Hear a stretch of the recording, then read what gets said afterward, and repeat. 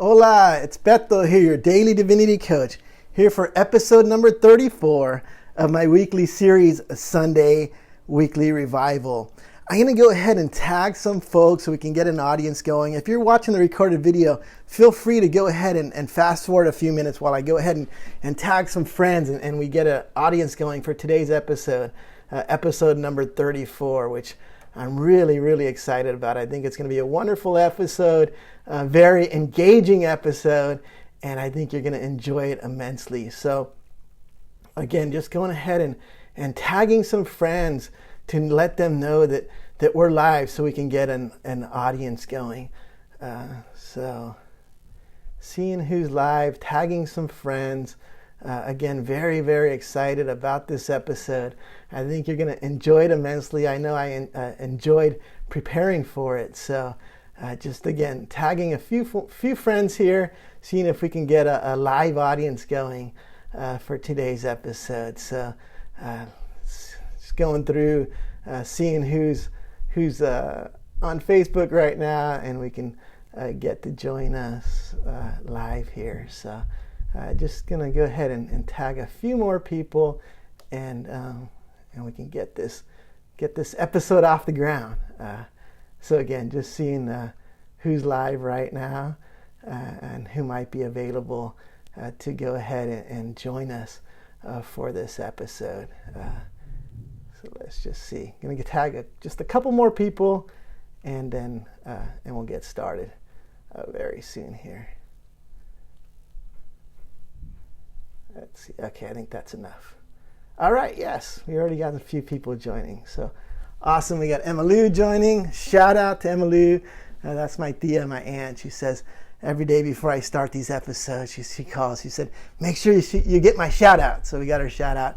If you all can just let somebody let me know, throw up some hearts or something in the air so that I know my sound is working, that would be greatly appreciated. So if you can go ahead and do that, I'll know my sound is working. Just throw some hearts or whatnot up. That would be greatly appreciated. So I'm just going to go ahead and give a brief introduction, and then we'll get started with the content of the show. So if you've already heard my introduction, feel free to go ahead and fast forward a few minutes while I give my introduction. And again, please, Lady Nadia, Emma Lou, yep, there goes the hearts. Okay, so I know my sound is good. So again, I'm just going to give a brief introduction, and then we'll go ahead and start with the content of the show. So my name is Beto. Everybody calls me Beto. I am your daily divinity coach. I post every day, like a paragraph called Daily Divinity Coaching, and I do that on social media, here on Facebook, on Instagram, on Twitter. And then I do that every day but Sundays, because Sundays I'm here live with you, starting on Instagram Live and then flipping over here to Facebook Live for Sunday Weekly Revival. And today's episode is number 34. So we've been at this for a little while now. And I do that every Sunday with the exception of the first Sunday of the month. First Sunday of the month I'm still here live with you, but I do my monthly mailbag. And next week is actually going to be another My Monthly Mailbag. So it's a time for you to ask questions, and then I provide thoughtful responses. And to do that, I ask that you pre-submit your questions. So please, if you have a question, please pre-submit them before next Sunday's My Monthly Mailbag. You can do that via IM, DM. If you have my phone number, you can text me. You can submit it on my website, dailydivinitycoach.com. And that would be greatly appreciated. I've already gotten several questions, but always welcome and happy to get more so we can have a really rich My Monthly Mailbag next week. Very excited about that. I also produce bracelets, these rubber bracelets. It's a set of 3, and I give them away for free. There's a black one that says Manifest Immortality, a blue one that says Manifest Abundance, and a gray one that says Manifest Justice. If you haven't received your bracelets, please reach out. Very happy to get them out. It's free shipping, always in the U.S., and then until the end of March, it's free shipping anywhere in North America or Europe. Unfortunately, it's not free shipping out of those areas because it's just cost prohibitive for me to, for example, ship to India, which I would love to do because I have a lot of people who read my posts and watch my shows from India, but unfortunately, it's just very cost prohibitive. But nonetheless, free shipping in the U.S., anywhere in North America or Europe till the end of March. So please, if you haven't received your bracelets, please DM me, text me your address, and I'll get them out to you. Or you can submit a form on my website, dailydivinitycoach.com. Briefly about me, grew up with a mother who tutored me in the law of attraction from when I was 10 years old. So speaking things into existence, very popular in my household, rebuking negative thoughts and words, very popular in my household. Growing up, I thought it, just normal in my household. That's how she did it. That's how she rolled. I also was introduced to liberation theology when I was in university, when I was in college, and that became my really my emphasis of study when I went to divinity school. I am a graduate of Harvard University Divinity School, and I'm a Master of Divinity. That's my educational background. I am from San Francisco. I'm originally from Mazatlan, and now I live out here in Boston. And this episode is entitled, episode 34 is entitled Jean-Michel Basquiat, Mr. Cartoon, and Street Credible, all in spirituality. And I want to dedicate this episode to my two sons. Their names are Wisdom and Coltrane. Very unique names, right? Wisdom and Coltrane. Wisdom was born while I was attending divinity school, and then Coltrane is just obviously a very cool name. I want to make sure that they know their history, especially their art history. I think it's very important. And and I want to start with that. Jean-Michel Basquiat, he's a global icon, right? Arguably the most important artist of his generation. And his father is from Haiti. My youngest son, his mother, Coltrane's mother, is from Haiti. They're both, Jean-Michel's father from Port-au-Prince. My son's mother from Port-au-Prince. Jean-Michel's father is from Port-au-Prince, not his mother. His mother's from Brooklyn, but she's Puerto Rican. His mother's Puerto Rican from Brooklyn. His father Haitian from Haiti, but moved to Puerto Rico. Jean-Michel, Brooklyn born, right? Brooklyn's own, Brooklyn born and raised there in New York City in 1960. Unfortunately, he passed away way too young. Actually, if you watch my shows and read my posts, I know death is an untruth. I hate to say that about anybody that they passed away. I would rather, people just rise to heaven, in their bodies like the great teacher did, without having, or as others have done, without having to experience physical death. But anyway, he roamed the earth not long enough, right? His career actually was spanned like a decade or less, 10 years or less. At 27 years old, he was, he had passed on. Again, born and raised in Brooklyn, middle class. His father, again from Port-au-Prince, was an accountant, and so they had some money. He was raised middle class. He was also culturally rich, right? Language rich household. Jean-Michel was an avid reader. He was fluent in English and in French, right? His dad was French speaker and Creole speaker, and he is also fluent in Spanish, right? His mom was Puerto Rican, although from Brooklyn, spoke Spanish, and so he was rich. He had these languages around him, and he also Creole, right? Creole was around him too. My own son, he speaks some Creole. I don't think he's fluent, but he speaks some, and he understands it very well. And then my oldest son, with Spanish and whatnot. My youngest son a little bit too. But anyway, he is also, the arts were rich in his family. His mom regularly took him to the museum. By the age of 6, he's already a junior member. He's a junior member of the Brooklyn Museum of Art.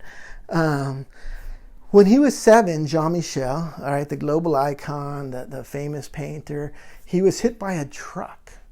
Or not a truck, he was hit by a car, excuse me. He was hit by a car, and he had to undergo surgery, and they actually removed his spleen at 7 years old.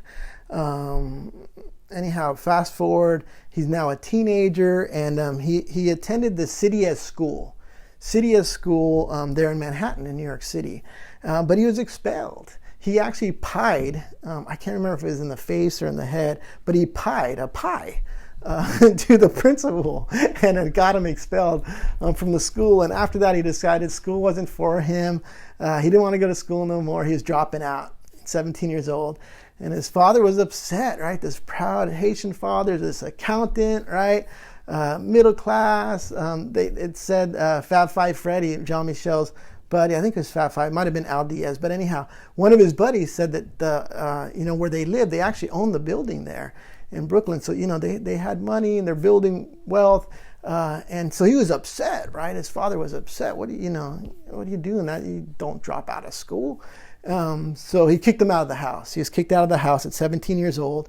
And Jean-Michel says that, being proud himself, he's his father's son, being proud himself, he wanted to show his father that he's going to be successful. He actually told his father, Papa, I'm going to be famous. And so he's determined not to go home. So he started roaming the streets. He was now homeless, and he would couch surf. He'd go from, he had lots of friends. He'd go to different friends' couches, and that's where he'd sleep. Or he just roamed the streets all day. Anyhow, he started as a graffiti artist. When he was young, he wanted to be a cartoonist, but he's 17 years old. He's a teenager now, and he starts as a graffiti artist with his classmate Al Diaz, his buddy Al Diaz. And they started spray painting graffiti on buildings around Lower Manhattan. And their moniker was SAMO, S-A-M-O, and they do a little copyright sign, right, to the right, just underneath the O. So SAMO copyright. And what SAMO stood for was same old, or same old. Or same old expletive. And what it was, they're just poking fun, like at the art establishment, saying, the art world was just producing and representing and pushing out the same old art, right? And it was boring, it was stale, there was nothing new about this art that was, the art world was embracing at that time. And it was very rich. The graffiti that Samo produced, right, Al Diaz and Jean-Michel produced, was very rich. An example would be one of their graffiti pieces they did was Samo is an X, right, EX, expression of spiritual love. So they had they had all kinds of different sayings and whatnot. So they did this from 1978 to 1980. And then Jean-Michel decided to go ahead and kill off Samo. And so then he, around the streets of downtown Manhattan, he started, tagging, Samo is dead. Samo is dead. So then Samo just went away. But nonetheless, during that time, Samo actually, the Village Voice actually did a piece on Samo graffiti, a published piece. So he got recognition out of it, right? Jean-Michel got recognition out of his graffiti art. It came out, it was published, an article in the Village Voice about his street art. But anyhow, what was important about Jean-Michel was that he was there, right? He was in New York City. Although he was couch surfing, he was broke, he was in the epicenter of where the art and the music, right? The arts were happening, right there in New York. And although he didn't have a lot of money, he would frequent clubs, right? His buddy, Fab Five Freddy, if you remember MTV, Fab Five Freddy was his buddy. And they would, hang out at the Mud Club. They would hang out at CBGB's. So he's, becoming well known. And they talk about this, the 500. Like there's these 500 young emerging artists and musicians, and they would hang out. They all knew each other. And Jean-Michel was part of that. It was part of that 500.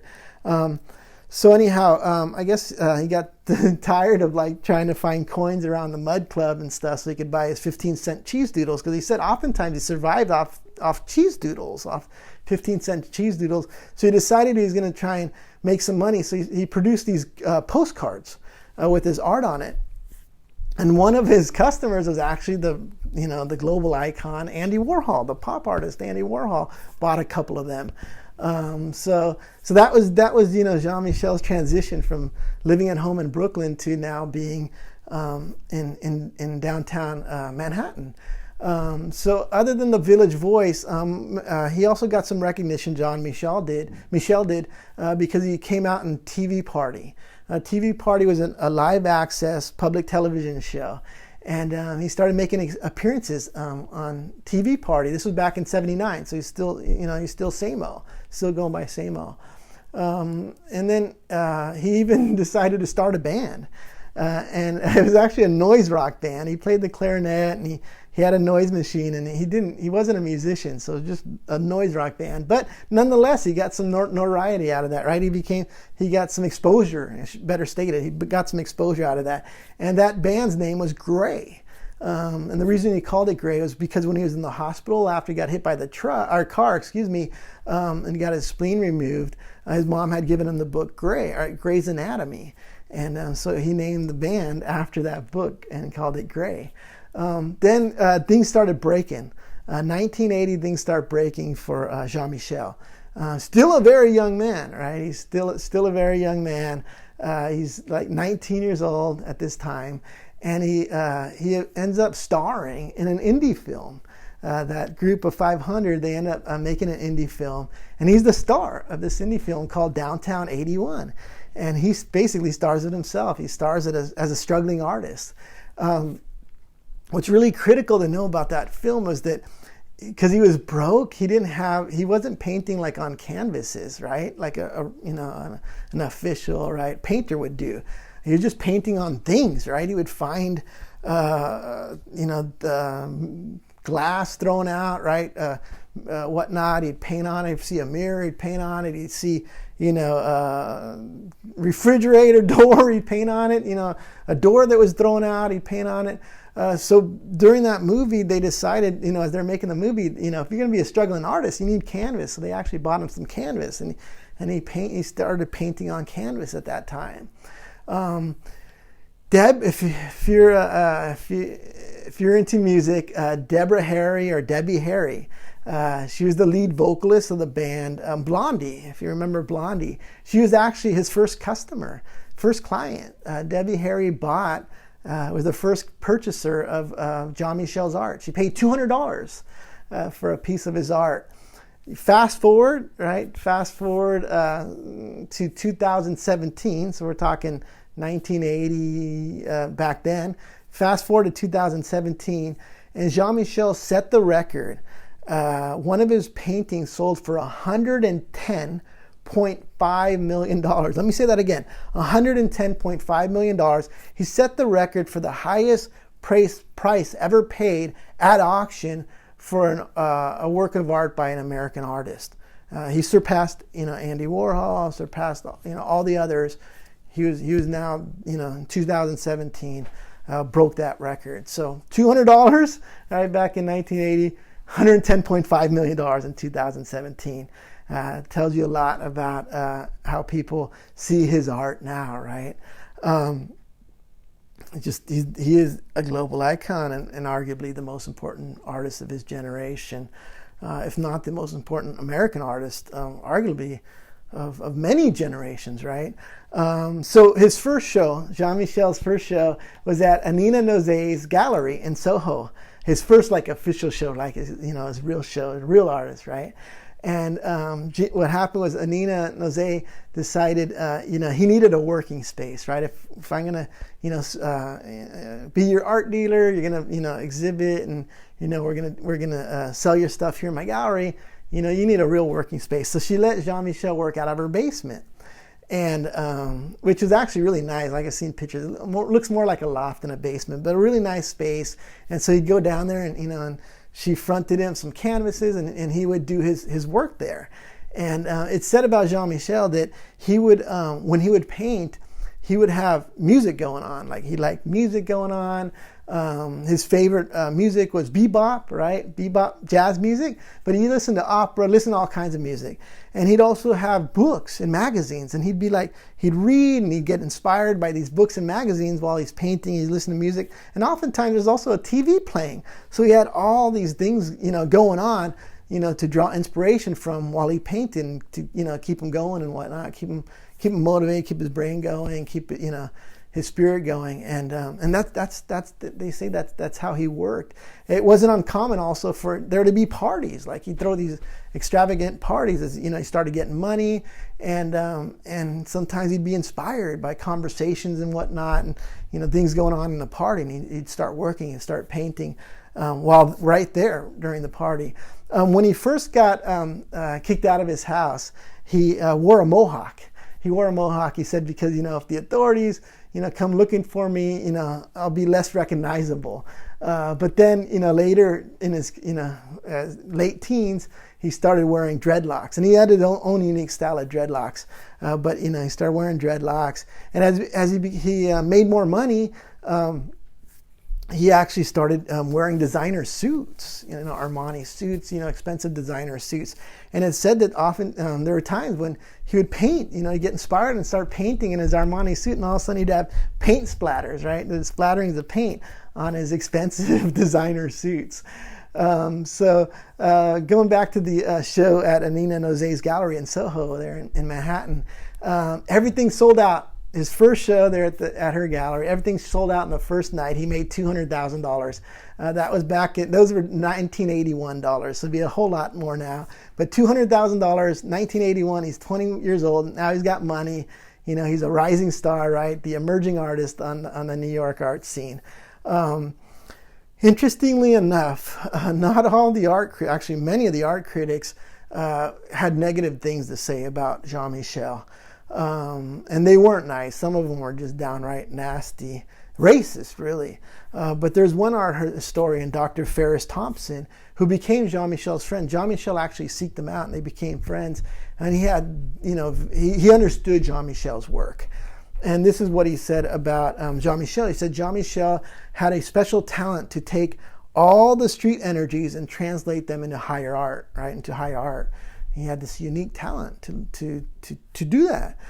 He also said of Jean-Michel's work that he was Afro-Atlantic, right? And that was the first time, right, when Thompson said those words, or those words were published, that was the first time that Jean-Michel's work had ever been looked at from that Afrocentric point of view, from the point of his blackness. Instead of trying to relate his art to Western art or Western understandings of art styles and whatnot, European styles and that type of thing. People are trying to make these connections and they just weren't there. But Thompson got them, right? Thompson understood. And he also says, Thompson, that there are words that never occurred to him to associate with Jean-Michel and his work, like the word primitive, because some of these art critics were just downright racist. They would say that his work was primitive, right? And Thompson said he would never think to utter those words about Jean-Michel, because Jean-Michel was the most sophisticated person he had ever met, right? Jean-Michel knew multiple languages, right? He knew about art, he knew about music, he had fashion. He was just very sophisticated at a very young age. It's also said that Jean-Michel could access everything in his memory bank. He just had this amazing ability to retrieve information and knowledge and wisdom in his memory bank. And when I read that or heard about that, it reminded me of a prayer that my mom used to say before I go to school, whether I was riding my bike or driving my car, or whether she was giving me a ride. And oftentimes, if there's a test, I remember especially if there's a test, she'd say this prayer. She'd say, the divine, please remind my son of everything he has heard, learned, seen, and read. Remind him of everything he has heard, learned, seen, and read. Jean-Michel could do that. He remembered everything he had heard, learned, seen, and read. He had that ability. He was also a visual historian, and Thompson makes this clear that Jean-Michel is a visual historian and an accurate one. It's very important for him to be an accurate one. So, for example, when he painted the New York City bus, at the time when his mother rode the New York City bus, he wanted to make sure it was the same color, is that same color of blue back then. So he's very, very, intricate. His work was very intricate and very accurate. He liked to paint African-American athletes and artists, and and referred to them as royalty, right? He had one of his famous monikers is a crown, right? A three-pointed crown. And so he would paint Muhammad Ali, right? Great boxers, Muhammad Ali and Joe Louis and Sugar Ray Robinson, great musicians like John Coltrane, Charlie Parker, Dizzy Gillespie. Interestingly enough, Jean-Michel was a huge boxing fan, like yours truly, like me, a huge boxing fan. And he would say that he wanted to box these other artists, right? Like Julian Schnabel and these, Andy Warhol, these other famous artists on the scene. He would say, I'm going to box him. I want to box him. And so if you look at the collaboration he did with Andy Warhol, the photo shoot, the photos that came out of that collaboration, and a lot of them, they're wearing, especially the main poster of that exhibit, they're wearing Everlast boxing gloves, right? They're boxing each other. That was very important to Jean-Michel, his ambition. He wanted to be number one, and the way he expressed that was using these athletic analogies or boxing terms, right? Like, I want to box him. But he's very ambitious. He wanted to be number one artist, but a painter. But he also wanted to. He was also very ambitious in that he wanted his art exposed to a broader audience, right? At that time, minimalist art was embraced by the art world, and he said it confused him. It didn't resonate with him because he felt like that minimalist art divided people. It was divisive and elitist. And Jean-Michel wasn't about that. He was about a broader audience. As a matter of fact, Madonna, he dated Madonna for a while, right? The famous musical artist Madonna. And Madonna says that he was jealous because Madonna was a musical artist, and because of that, she had a broader audience to speak to, right? Her art reached a broader audience, and he wished his art could reach a broader audience. But at that time, art, especially the art establishment, wasn't about that, right? It's about being elitist. Nonetheless, he paved the road for a lot of artists to come, and I'm going to talk about one of them. We're going to transition in a minute, Mr. Cartoon. But I do want to say that he never improvised. He always came out with something new. So, for example, he did work on a skull. A skull's one of the popular symbols in his art, and especially his representation of Tezcatlipoca of the Mexica era. But if you look at that Mexica era piece and you look at Jean-Michel's piece or pieces next to it, it's different. But you can tell it's a representation, but it's different. He did something completely unique with his work. So that was very, very important to Jean-Michel. But I want to go ahead and transition now to Mr. Cartoon, because you're going to see similarities between the two. Mr. Cartoon, Mark Machado is actually his official name. Mark Machado, Mr. Cartoon, was born in 1970. 1970. He is an LA original.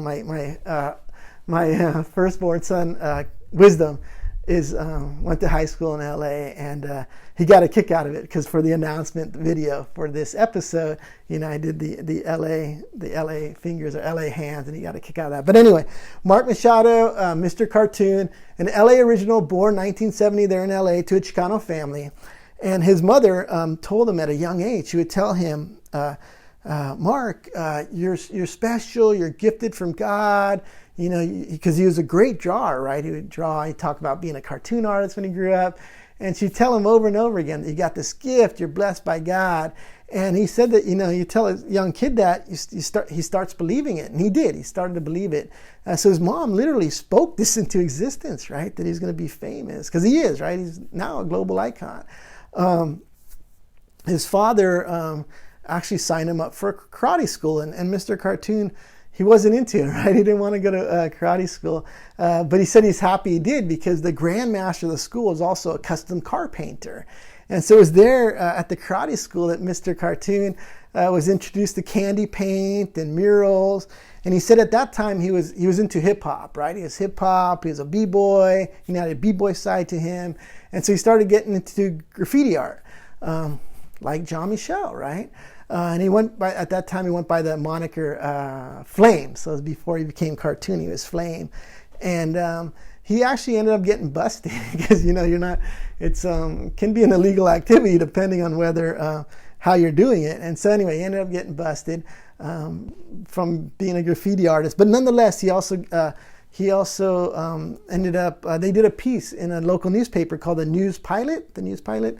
I'm not from LA, so I'm not familiar with that publication, but he had done a graffiti mural, and they did an article about it in the News Pilot, very similar to Jean-Michel, right? Jean-Michel, the Village Voice, did a piece, published a piece about the same old graffiti art that was going on back in the day. On December 11th, 1978 is when that article came out, if you want to go ahead and Google it. Mr. Cartoon attended LA Trade Tech School, and he learned graphics and letters. He's a product of the LA Unified School System. And then he was also introduced to the fine line style of art. This is very important. So what is the fine line style of art, if you're not familiar? It actually originated out of the California prison system. It's using black and gray, like shades of black and gray, and they call it the fine line style of art. The way Mr. Cartoon became exposed to the fine line style of art, he wasn't in the California prison system. The way he became exposed was because some of his friends had siblings and family members who were in the California prison system. And they'd get these letters, right, from their family members, and they'd show Mr. Cartoon, and he said on the envelope, he'd see this fine line style, and he was just amazed by it. And he would think, wow, if I could combine my graffiti, bombing graffiti style, hip hop style of art with this fine line, California prison style of art, combine them, I would have a unique style of art. And that's what he did. He combined the two. It was a fusion.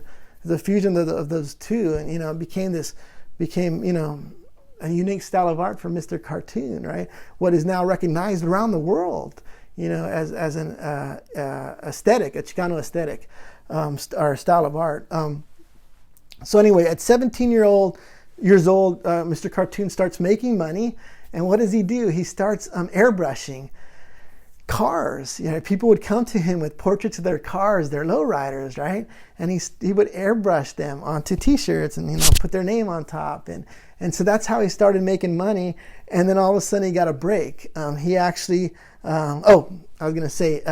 similar to Jean-Michel, because Jean-Michel, to make some extra money, he would do postcards. He'd put his art on postcards. And Andy Warhol, the global icon, famous pop artist, was actually one of his first customers. He bought, I'm trying to make a postcard here. He bought a couple of his postcards when Jean-Michel was going around trying to make some money with these postcards. But so anyway, Mr. Cartoon, his break came 1992, the same time of the LA riots. He actually did the art for the album cover for Kid Frost, East Side Story, that album, East Side Story, Kid Frost, Virgin Records. And so all of a sudden his art's on billboards right around LA, and other cities, of course. And that launched him. Now he's in the music business, right? He's an artist in the music, a visual artist in the music business. About the LA riots, I want to take a second to talk about the LA riots, because Snoop Dogg, he appeared in LA Originals, which is a documentary on SA Studios. Mr. Cartoon and his partner Esteban Oriol, business partner, formed SA Studios. And anyway, Snoop Dogg was one of their buddies, and he said this about the LA riots, which I think is important. I want to say it, talk about it. He said blacks and Mexicans started communicating, right? They start looking at each other, they start communicating like family. And he says, boy, they didn't like that. What does he mean by boy, they didn't like it? What does he mean by they? He's talking about the rulers of the fourth world, right? He's talking about the lords of scarcity. He's talking about those who divide and conquer and rule that way, right? They don't like it when people come together, right? They don't like it when people, right, those of us who have been pressed to the margins, realize the future's in our hands, right? And then we come together. And so Snoop Dogg recognized that about the riots. So all of a sudden, anyhow, hip hop and, the Chicano art, it's coming together at this time in 1992. Cartoon starts going on tour, right, with these famous musical acts. He went on tour at Cypress Hill. He did their stage design. He was there on the anger management tour, right, with all these different artists from the hip hop world. And he starts doing tattoos at this time, right? He starts tattooing these famous hip hop artists. He said that, he'd be in Amsterdam or Germany or wherever, they'd be touring. And these hip hop artists, if they weren't performing, they're looking for entertainment, and tattooing became a form of entertainment. And he starts making, significant dollars, tens and thousands of dollars, per tattoo.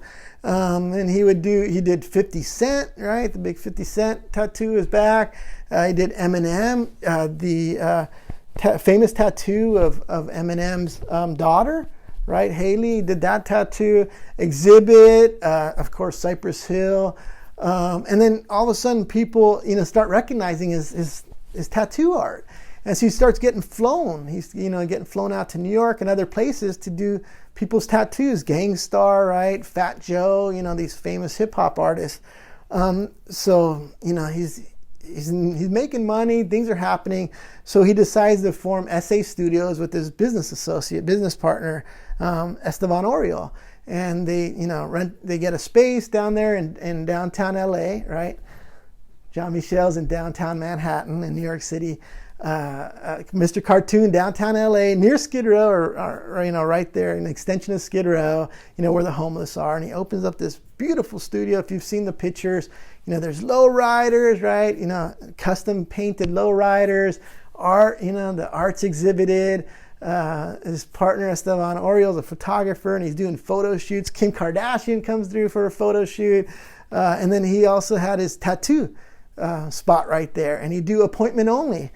So like Christina Aguilera comes through, right? SA Studios gets a tattoo. Beyonce comes through. Dr. Dre comes through. Pharrell, Nas, right? All these popular artists are coming through getting these tattoos. Of course, Snoop Dogg says that he doesn't trust anybody but Mr. Cartoon for his tattoos, his kids' tattoos. But it's appointment only, right? It's all the stars are coming through SA Studios for these tattoos. And Mr. Cartoon says this about location, because it's very, very important to understand that Jean-Michel was at the epicenter, right, in New York City of the art world and the music world at that time. Mr. Cartoon says this about tattooing. He says, you could be the dopest, right, the best tattoo artist, but if you're, somewhere where, in the middle of nowhere, it doesn't matter, because that's not Hollywood, right? Mr. Cartoon is right there, right? He's tattooing, the Hollywood stars. He's in LA. He's in downtown LA. He's in the heart of it, right? So anyway, SA Studios, Mr. Cartoon starts collaborating with like Nike. He has his own Nike shoes, right? The Cortez, puts the Aztec emblem there on the Cortez. Really neat. If you haven't seen that Nike shoe, he starts doing work, right, on video game, right, the Grand Theft Auto. So he starts all these collaborations, right? All this stuff just starts going out, right, into the world, right? Not just in LA, not just in the US, but globally, right? And getting recognized throughout the world. SA Studios really made Chicano art a global thing. As a matter of fact, Kobe Bryant, right? May he rest in peace. The legendary NBA basketball star, the LA Lakers star, says that he was in a hotel in Beijing, and he was going to go down to the weight room, but because he had tattoos, the young woman there at the desk told him, you need long sleeves, because there's a policy that you can go into the weight room with short sleeves if you had tattoos. So, he's obviously bummed out, but anyway, he's going to go back up and put on a long sleeve shirt. And he says the young lady there in Beijing, right, far, far removed from Hollywood, recognized that was Mr. Cartoon's art, right? Mr. Cartoon's art, right? That aesthetic, that Chicano art, is now global. People are recognizing it in Japan, right? Europe, South America. That's what Mr. Cartoon did. And then in 2018 in LA, they had the Beyond the Streets art show, right? Beyond the Streets art show. Now all of a sudden, Mr. Cartoon, SA Studios is exhibiting, right? They're going to exhibit an art show next to Banksy, next to Jean-Michel, right? Mr. $110.5 million at Sotheby's Museum. Jean-Michel, right? They're part of it. Now it's considered high art, right? All that work, right, that started, as Flame, as a graffiti artist, just like Jean-Michel started as Samo, now considered high art. And this is what Cartoon says about that. He says there's these guys sitting in these cells, right? And he's talking about the prison system, California prison system. He said that, these guys that sit in these cells, they will never get out, but they help shape an art form. He said, and this rose out of a crack in the concrete, right? So he's given props, right, to the those prison artists, right? The California prison, the Chicano artists that started doing that prison art that inspired him, right? And he combined that with his hip hop graffiti art and made something unique, right? That's now global. He's now recognized globally. But he said that they helped shape that art form.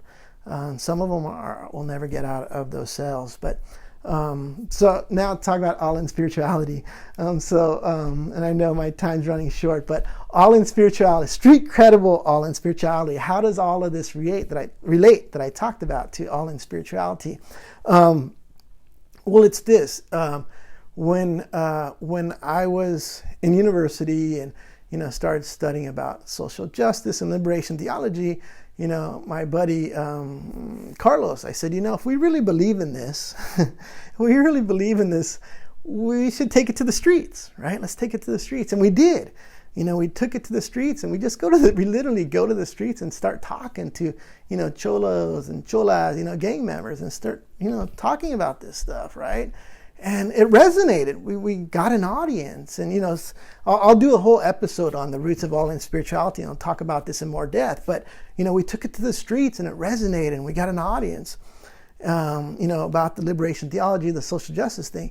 But I also said, if, my mom's stuff, right, the stuff she tutored me in, the law of attraction, law of abundance, all that stuff, I want to see if that also resonates. But, I ended up taking that into the California correctional system, right?